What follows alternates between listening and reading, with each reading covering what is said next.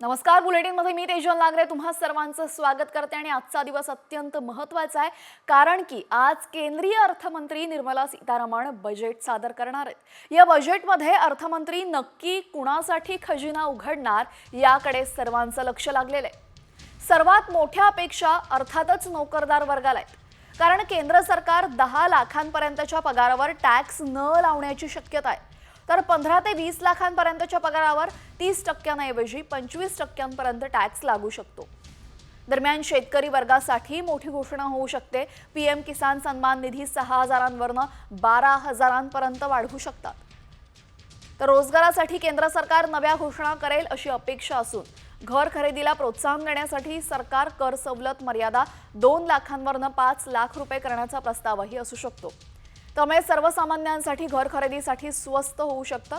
तसंच स्मार्टफोन स्वस्त होण्याचा अंदाजही वर्तवला जातोय। बजेटमध्ये आज नक्की कोणासाठी खजिना उघडणार हे पाहणं महत्त्वाचं ठरणार आहे। दरम्यान अपेक्षा काय आहे सर्वसामान्यांच्या त्याही आपण पाहूयात। 10 लाखांपर्यंतच्या पगारावर टॅक्स नाही। शेतकरी सन्मान निधीमध्ये 12,000 वाढ। नोकरीच्या संधी वाढण्याची अपेक्षा। घर खरेदी करणं स्वस्त होणार। स्मार्टफोन स्वस्त होणार। आरोग्य क्षेत्रालाही मोठ्या अपेक्षा आहेत।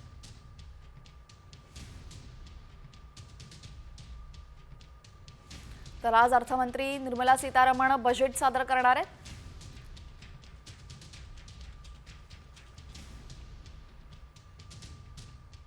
अर्थमंत्री निर्मला सीतारामन यांनी 2024-25 चा आर्थिक पाहणी अहवाल संसदेमध्ये सादर केलेला आहे। या आर्थिक पाहणी अहवालावरूनच आता पुढील वर्षभरातील धोरणांची रूपरेषा ठरवली जाते। मात्र या आर्थिक पाहणी अहवालामध्ये कोणत्या बाबी नमूद करण्यात आलेल्या आहेत एक नजर टाकूयात।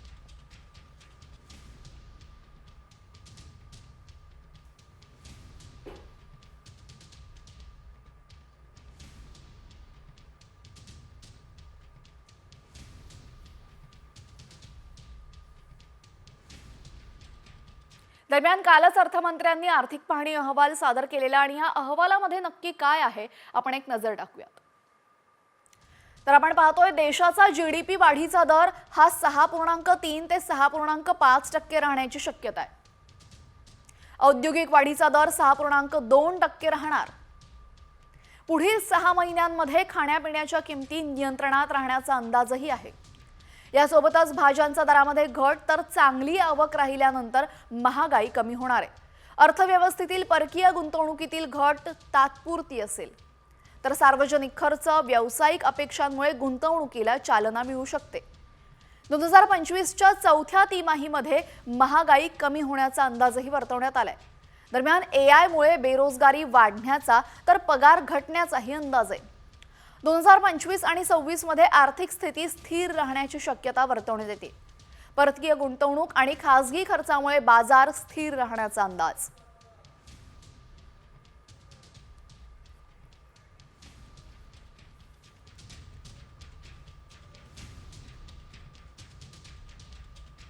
दरम्यान आज अर्थसंकल्पामध्ये नक्की काय घडणार याची सर्व अपडेटेड माहिती आपल्यापर्यंत पोहोचणार आहे। दरम्यान आता पाहूयात शेतीविषयक महत्त्वाच्या बातम्या। नंदुरबार जिल्ह्यामध्ये सूर्यफुलाला योग्य भाव मिळत नसल्याने पेरणी क्षेत्रामध्ये मोठी वाढ झाली आहे। गेल्या खरीप हंगामामध्ये 9.10 हेक्टर क्षेत्रावर सूर्यफुलाची पेरणी करण्यात आली होती। मात्र सूर्यफुलाला मिळणाऱ्या अल्पशा दरामुळे शेतकऱ्यांकडून सूर्यफुलाचं उत्पन्न जात नसल्याचं दिसून येतंय।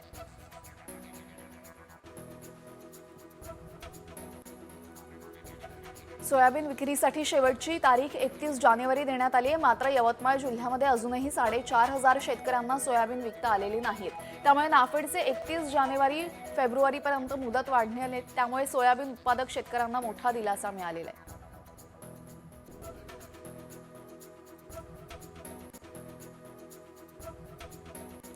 खासगीमध्ये कापसाला हमी दरापेक्षा कमी भाव मिळत असल्याने नाईलाजास्तव कापूस उत्पादक शेतकऱ्यांनी आपला मोर्चा सीसीआय केंद्राकडे वळवलाय।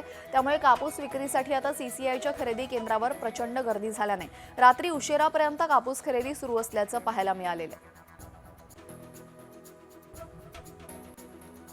देशातील लाल मिरचीचे भाव मागील वर्षभरामध्ये कमी होत गेले. सध्या मिरचीला 12,000 ते 14,000च्या दरम्यान सरासरी भाव मिळतोय. जानेवारी 2024 मधील दराच्या तुलनेमध्ये सध्या 35% कमी भाव मिळतोय. त्यामुळे शेतकरी अडचणीत आलेत.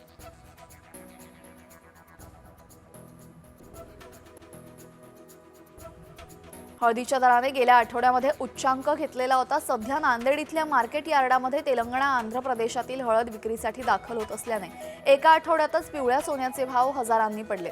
त्यामुळे जिल्ह्यातील शेतकरी चिंतेत सापडलाय. थंडीच्या वाढत्या प्रमाणामुळे आंब्यांना मोहर येण्याची प्रक्रिया सातत्याने सुरू असून अनेक ठिकाणी गावरान आंब्यांना मोठ्या प्रमाणात मोहर आलेला पाहायला मिळतोय.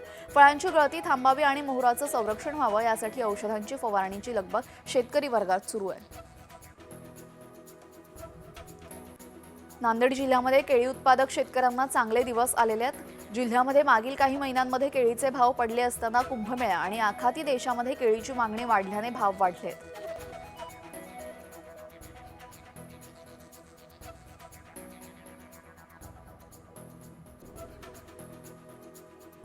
नांदेड जिल्ह्यामध्ये एकीकडे रबी हंगामामध्ये ज्वारी तूर पिकावर रोगाचा प्रादुर्भाव झालेला तर दुसरीकडे गव्हाचं पीक मात्र जोमात असल्याचं पाहायला मिळते. जिल्ह्यामध्ये गहू पिकासाठी पोषक वातावरण आहे. परिणामी यावर्षी उत्पादन वाढण्याची शक्यता शेतकरी व्यक्त करत आहेत.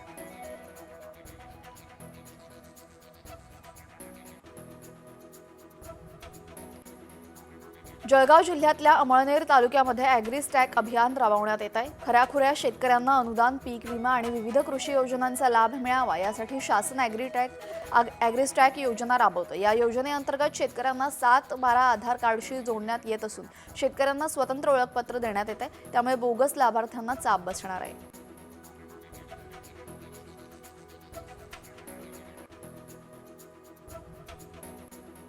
खत आणि औषध लिंकिंगवरनं कारवाईचा आदेश देण्यात येईल असा इशारा राज्याचे कृषी मंत्री माणिकराव कोकाटे यांनी दिलेला आहे. लिंकिंग सक्तीचं करून कंपन्या आणि विक्रेते शेतकऱ्यांना लुटत असतात. यावर तोडगा काढण्यासाठी हा निर्णय घेण्यात आलेला आहे.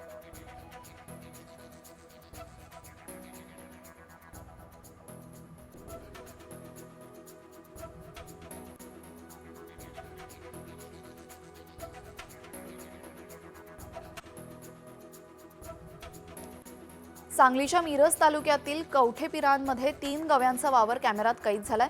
या गव्यांनी गावामध्ये शेतात धुमाकूळ घातला. वन विभागाच्या पथकाकडनं 3ही गव्यांचा शोध सुरू आहे.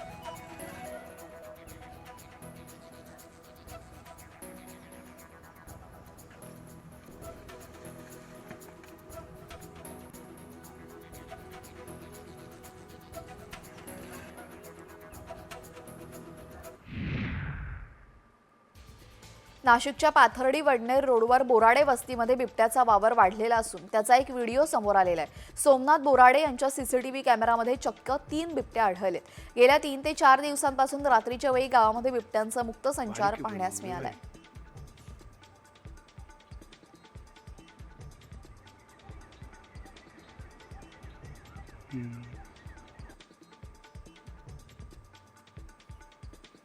विदर्भात गेल्या महिनाभरामध्ये एकूण 11 वाघांचा विविध कारणांनी मृत्यू झालेला आहे. एका महिन्यामध्ये एवढे मृत्यू होणं ही बाब वाघांच्या दृष्टीने चिंताजनक मानली जाते.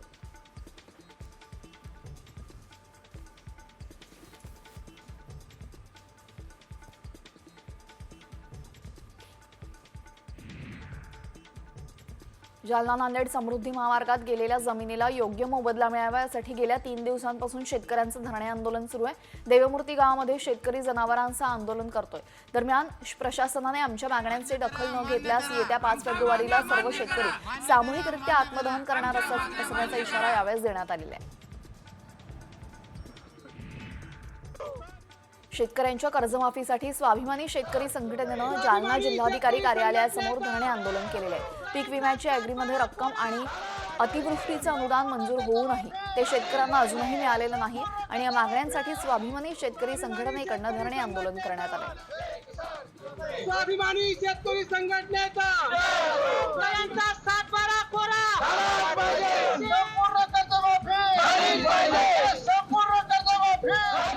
स्वाभिमानी शेतकरी संघटनेचा स्वाभिमानी शेतकरी संघटनेचा सातबारा कोरा संपूर्ण कर्जमाफी आता बातमी आहे राज्याची चिंता वाढवणारी, कारण की राज्यामध्ये जीबी सिंड्रोममुळे 5 जणांचा बळी गेलेला आहे। तर मागच्या 24 तासांमध्ये 3 बळी गेले असून धायरीतल्या 60 वर्षांच्या ज्येष्ठ नागरिकाचा पुणा हॉस्पिटलमध्ये मृत्यू झालेला आहे। पिंपरी चिंचवडमधल्या पिंपळे गुरावमध्ये राहणाऱ्या 36 वर्षाच्या तरुणाचा आणि नांदेड गावातील 65 वर्षीय नागरिकाचा ससून रुग्णालयात मृत्यू झाला। तर पुण्यामध्ये शुक्रवारी जीबीएसच्या आणखीन 10 रुग्णांची भर पडली असून एकूण रुग्णसंख्या आता 140 झालेली आहे। तसंच 25 रुग्णांवर यशस्वीरित्या उपचार झाले असून त्यांना आता घरी सोडण्यात आलंय।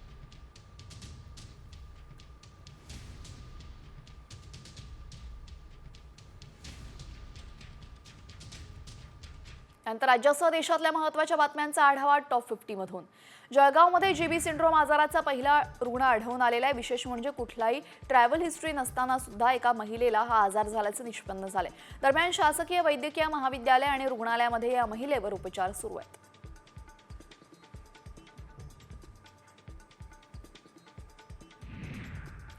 पुण्यामध्ये गुरुवारी जीबी सिंड्रोमचे 3 नवे रुग्ण सापडले, त्यामुळे बाधित रुग्णसंख्या आता 130 वर पोहोचली। त्यातील 20 रुग्ण व्हेंटिलेटरवर आहेत। जीबीएसमुळे आतापर्यंत 3घांचा मृत्यू झाल्याचं आरोग्य विभागाकडून सांगण्यात आलेलं आहे।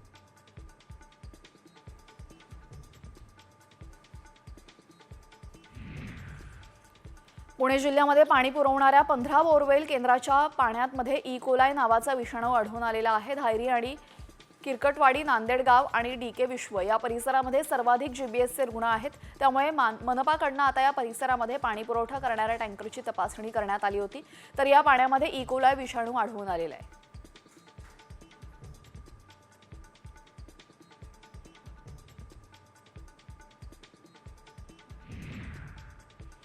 भारतीय हवामान विभागाने महाराष्ट्रासह भारतभरात फेब्रुवारी महिन्यातील कमाल आणि किमान तापमानामध्ये सरासरीपेक्षा जास्त राहण्याचा अंदाज व्यक्त केलाय। उत्तर भारतातील थंडीच्या दिवसांची संख्या सरासरीपेक्षा कमी राहण्याचा तसेच पर्जन्यवृष्टी आणि बर्फवृष्टी सरासरीपेक्षा कमी होण्याचा अंदाज आहे।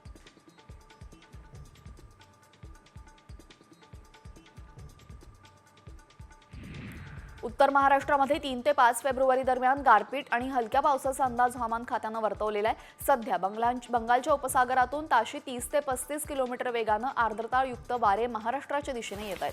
त्यामुळे राज्याच्या बहुतेक भागामध्ये पुढील आठवडाभर ढगाळ वातावरण राहण्याचा अंदाजही आहे।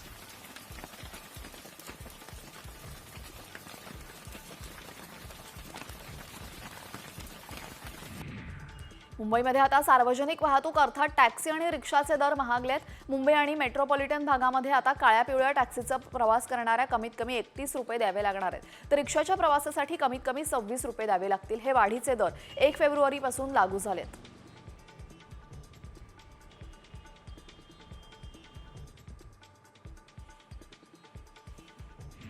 फेब्रुवारी महिन्याच्या सुरुवातीलाच मुंबईतील काही भागामध्ये पाणीपुरवठा बंद असणार आहे। मुंबईमध्ये 2400 मिलीमीटर व्यासाची जलवाहिनी कार्यान्वित करण्यासाठी काही भागामध्ये पाणीपुरवठा बंद ठेवण्यात येणार आहे। त्यामुळे बुधवारी 5 फेब्रुवारी ते 11 वाजल्यापासून गुरुवारी 6 फेब्रुवारी संध्याकाळी 5 वाजेपर्यंत पाणीपुरवठा बंद असेल।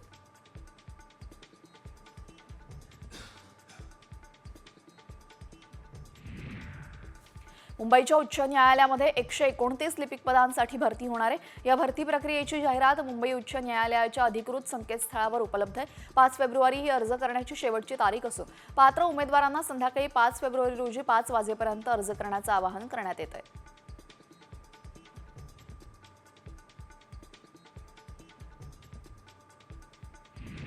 मध्य आणि पश्चिम रेल्वे मार्गावरील परळ आणि प्रभादेवीला जोडणारा 125 वर्ष जुना असलेला ब्रिटिशकालीन एल्फिन्स्टन पूल फेब्रुवारीच्या अखेरीस पाडला जाणार आहे। MMRDA हा पूल पाडून नवीन पूल बांधण्याचा निर्णय घेतला असून नवीन पूल बांधण्यासाठी सुमारे 2 वर्षांचा कालावधी लागणार आहे।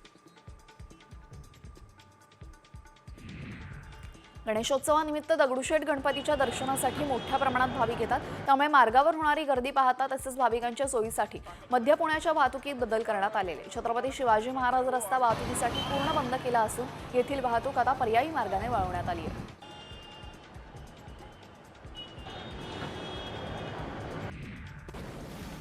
पृथ्वीवर प्रलय येण्याची भीती आहे, कारण बेन्नू नावाचा एक लघुग्रह वेगानं पृथ्वीकडे येतोय। तो पृथ्वीवर आदळल्यास विध्वंस होणार आहे। समुद्रात पडल्यास त्सुनामी लाटेमुळे अनेक बेटं नष्ट होण्याची शक्यता आहे। त्यामुळे आता बेन्नू लघुग्रहावर नासानंही चिंता व्यक्त केली आहे।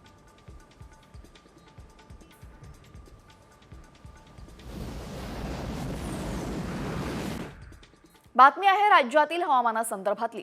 राज्यातील थंडी आता संपली असून उन्हाच्या झळा फेब्रुवारीपासून सुरू झालेल्या आहेत। हवामान विभागाने फेब्रुवारी महिन्यामध्ये कमाल आणि किमान तापमान सरासरीपेक्षा जास्तच राहण्याचा अंदाज व्यक्त केलाय।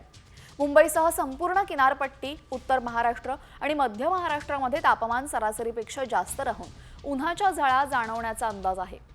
उत्तर महाराष्ट्रात 4-5 दिवसांची थंडी लाट सदृश्य परिस्थिती निर्माण होण्याची शक्यताही वर्तवण्यात आलेली आहे।